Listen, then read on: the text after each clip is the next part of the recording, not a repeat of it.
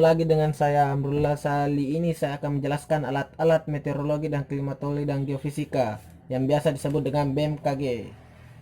Pertama yang kita jelaskan yaitu Gambelani. Gambelani adalah alat ukur yang digunakan untuk mengukur intensitas cahaya matahari, di mana satuannya itu kalori per meter sentimeter persegi, di mana jam pengukurannya itu di jam 7 pagi.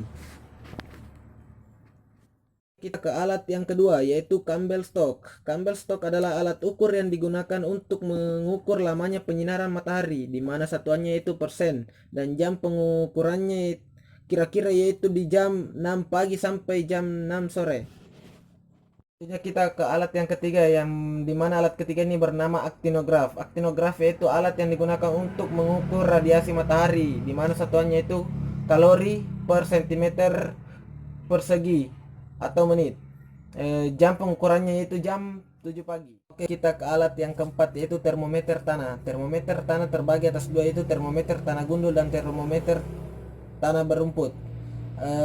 Termometer tanah ini berfungsi untuk mengukur suhu tanah, di mana satuannya itu derajat Celcius, dan jam pengamatan yang dilakukan itu pada jam 7.30, jam 1.30 dan jam 18.30.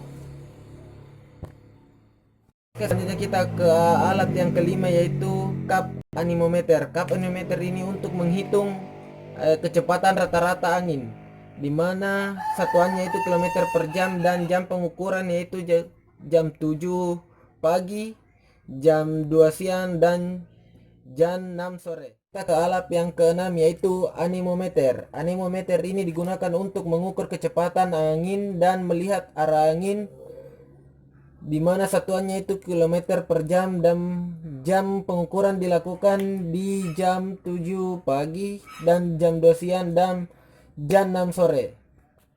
Nah, selanjutnya kita ke alat yang bernama termohigrograf. Termohigrograf ini digunakan untuk mengukur suhu udara dan kelembapan nisbi. Oke, kita lanjut ke alat yang kedua yaitu sangkar meteorologi. Sangkar meteorologi ini digunakan sebagai tempat alat psikometer.